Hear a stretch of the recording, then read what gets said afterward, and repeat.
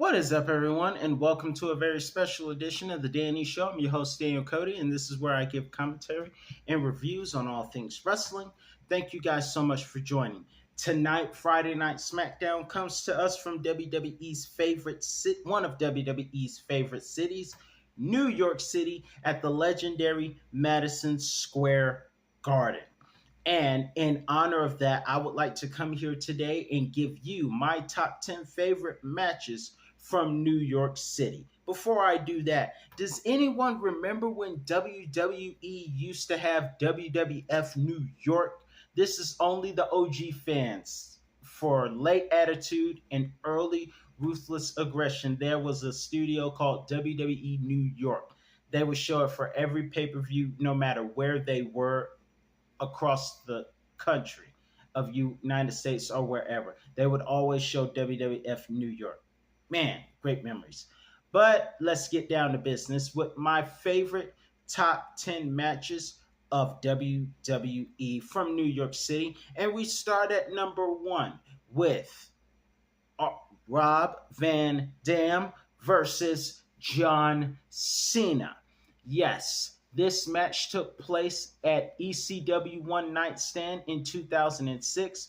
RVD was cashing in his Money in the Bank match, and he was the only one that did it halfway, honestly, with a 100% guy. Now, this was very hostile territory for John Cena because John Cena tried to throw his shirt into the crowd. They threw it back. They started chanting John Cena's old finishing move, which was then called the FU before it was the Attitude Adjustment. And then they even went on to make chants like Cena sucks, Cena something that a preacher once said, and swallows. And of course, same old stuff. But it was very R-rated crowd. And it was an extreme match, very fun to watch. The fans were anything but PG. And ironically, they supported RVD because Cena is in our ECW territory. The whole freaking show, by the way, is what he used to be called. And of course, it didn't help that an R-rated superstar, aka Adam Copeland, would become a fan favorite that night after dressing up like a biker in a helmet and spearing Cena through the table. And with assistance, RVD would go for the frog splash, and Paul Heyman, now WWE Hall of Famer, would make the pin, and RVD would be the next WWE champion. Next on this list is a match from WrestleMania 20. This was Eddie Guerrero, God rest his soul, versus Kurt Angle. And this was a match for the WWE Championship that Eddie had won a month prior, defeating Brock Lesnar. Kurt Angle was turning heel and being the guy who said Eddie doesn't deserve to be champion because of all his addiction problems. Now that's the pot calling the kettle black. And also, fun fact, both these men struggled and overcame addictions to drugs and pain pills, and both these men gave their lives to Almighty God. But in this particular match, it was about the WWE Championship, and it was a very great technical match. Fans were actually mixed. Even though Kurt was turning heel, fans were still mixed, chanting for both guys. But in the end of this great match, Eddie Guerrero would pull a very unique stunt to help him win the match. Having Kurt Angle think his ankle was hurt, Eddie would unstrap his boot, and as Kurt was going for the ankle lock, Eddie would slip out and go for the roll up. I don't know if that was necessarily cheating as much as it was smart. Rest in peace, Eddie. Next at number 8, we have Eddie wins, by the way. Next at number 8, we have a technical classic between Stone Cold Steve Austin and Bret the Hitman Hart at Survivor Series 1996. This was Bret Hart's first match in action since losing the WWE Championship at WrestleMania 12 from Shawn Michaels. And Stone Cold had been calling him out. Bret Hart answered the challenge, and it was great. It was pretty technical a bit throughout many parts of the match. We also saw other things like stunners, but it wasn't a submission hold that got the match done. See, Stone Cold had Bret Hart in a sleeper hold that was used famously by Ted DiBiase. However, Bret Hart, much like WrestleMania 8, would counter this submission hold by using the ropes for the corner for leverage, going for a pin, and would win this match. And as great as this match was, the Chicago match would actually be better. And it's not often that rematches are the better than the first match, but that was the case. However, this was their first match at Survivor Series in Madison Square Garden. And fun fact, some of the fans were gravitating towards Steve Austin in New York City, letting you know times were about to change. Next on this list, we have Triple H versus Cactus Jack at Royal Rumble 2000 from Madison Square Garden. I must point out that another great match took place that night, and that was the first ever tag team table match between the Hardys and the Dudleys, which the Hardys won. Honorary mention. But this was a street fight between the two for the WWE Championship. Now, remember, the last time Cactus Jack and Triple H faced off was in Raw 1997, in which Cactus Jack won, pile driving Triple H through a table. You would think that it would scare Triple H and make the fans think that Triple H was going to lose the championship. However, despite a bloody, brutal match on both ends and a little bit of assistance from The Rock with a chair shot, after Triple H tried to do what The Rock did in 1999 with the chair shots while cuffed, despite all of that, it took a pedigree through, not a regular pedigree. It took two pedigrees, a regular pedigree and a pedigree through thumbtacks to win this match for Triple H, and Triple H would retain the WWF Championship. And Cactus Jack still came back fighting. At number 6, a very controversial but good match. This match took place at ECW One Night Stand 2005. Mike Awesome versus, I hope I pronounced this correctly, Masato Tanaka at ECW One Night Stand, and I hope I pronounced that correctly. This was a very good match to me. The only problem was the controversial commentary. Now, because Mike Awesome was viewed by many as an ECW traitor in the late years of ECW before it went out of business, Joey Styles wasted little time going after Mike Awesome verbally on commentary during this good match.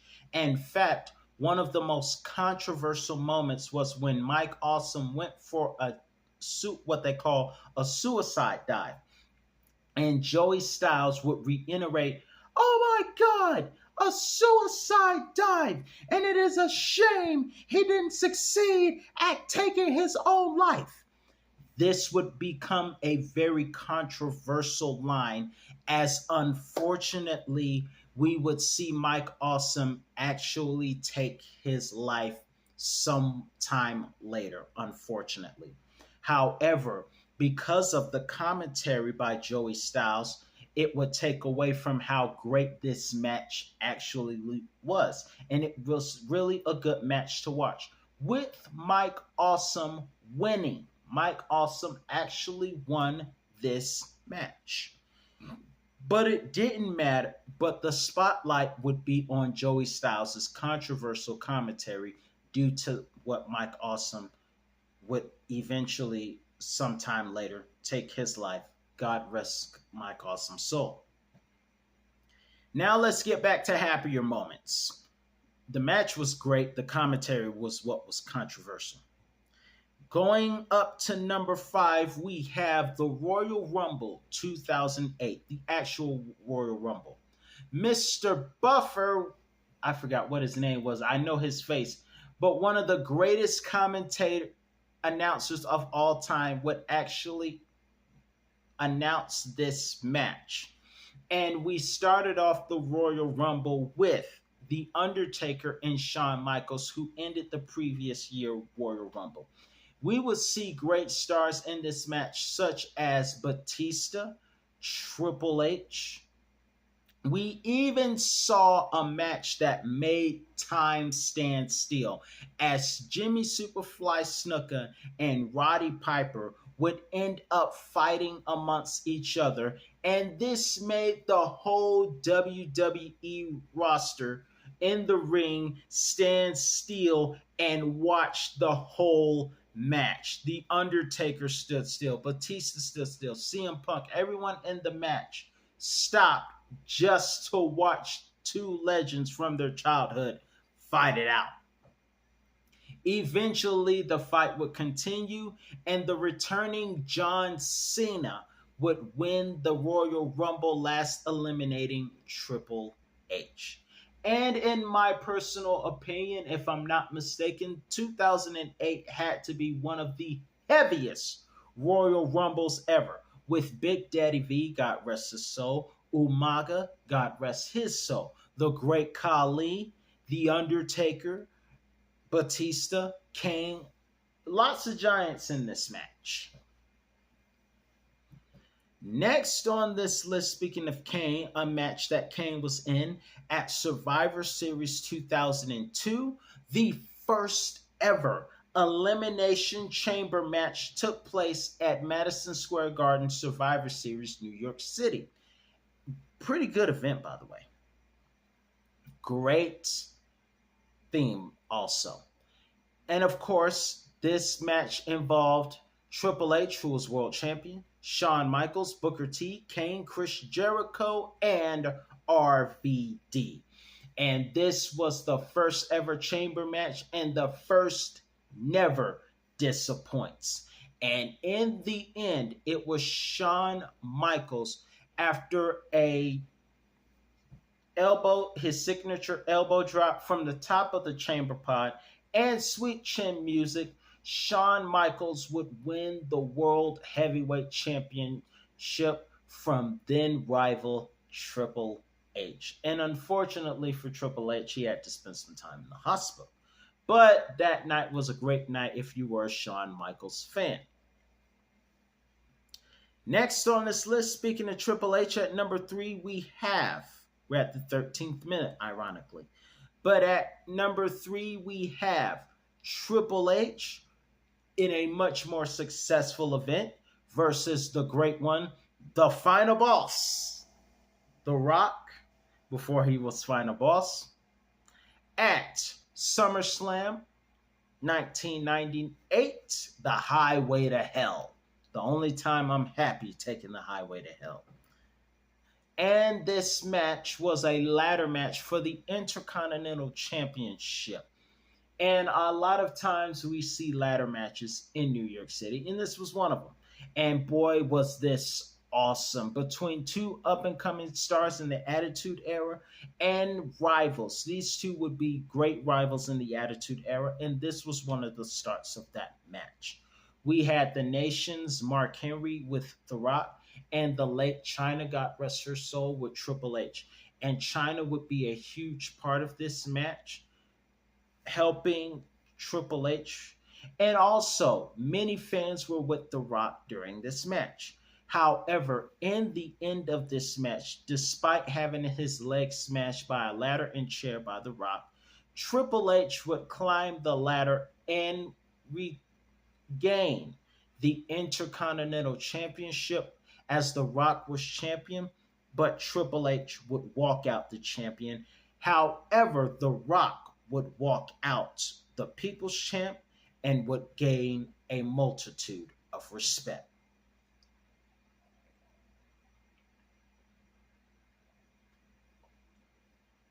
At number 2, let's go back to WrestleMania 20 in a main event match that will never be acknowledged officially due to controversial circumstances in 2011. 7, I apologize. Unfortunately, today is the 28th. I believe yesterday was the very unfortunate anniversary of why WWE will never mention WrestleMania 20's main event. But here on this channel, we can do that. However, let me give the important disclaimer of saying what happened was very unfortunate. I was actually living in Georgia at the time, so to hear the news was devastating. The whole living room was quiet to hear this happen. I still can't believe it happened. But at number 2, we have Chris Benoit versus Shawn Michaels versus Triple H at WrestleMania 20, one of the great main events of WrestleMania. Unfortunately, a beautiful match that will not be acknowledged due to the fact that 24 hours ago was a horrific anniversary. However, nonetheless, this would be the night that Chris Benoit would win the World Heavyweight Championship that he earned after winning the Royal Rumble. But he won the World Heavyweight Championship, making Triple H, who was actually the champion, tap out. And this match would have such a great ending. And we would also see Eddie Guerrero, God rest his soul, who had retained the WWE Championship earlier that night, would come to the ring and embrace Eddie Guerrero. 2/4 of WWE's group, the Radicals, stood together and celebrated being WWE's main champions on the grandest stage. However, this is a moment that unfortunately, but understandably, will never be acknowledged by WWE. But here is a moment that will be acknowledged by WWE. At number 1, we have Scott Hall, aka Razor Ramon, versus the Heartbreak Kid Shawn Michaels in a 5-star classic ladder match that took place at WrestleMania 10. First off, God rest the soul of Razor Ramon, Scott Hall. Even though Shawn Michaels was the heel in this match, it was a match for the undisputed Intercontinental Championship. And even though Shawn Michaels was the heel of that match, he was the highlight of that match. The moves we saw Shawn Michaels do in this match were awesome. And it set the bar for ladder matches in the future. When you think of ladder matches, you think about the triangle ladder match in 2000 with the 3 tag teams that also helped ladder matches at WrestleMania be highlighted. However, Shawn Michaels became Mr. WrestleMania because of matches like this. However, it was Razor Ramon who would win this match after Shawn Michaels accidentally got his leg caught up and tied up in the ropes. Shawn Michaels would lose this match, and Razor Ramon, the bad guy, Scott Hall, future NWO leader, would be the winner and the Intercontinental Champion. So that does it for this list of favorite matches from New York City. Let me know in the comments which one is your favorite. I'm your host, Daniel Cody, and I'll see you next time.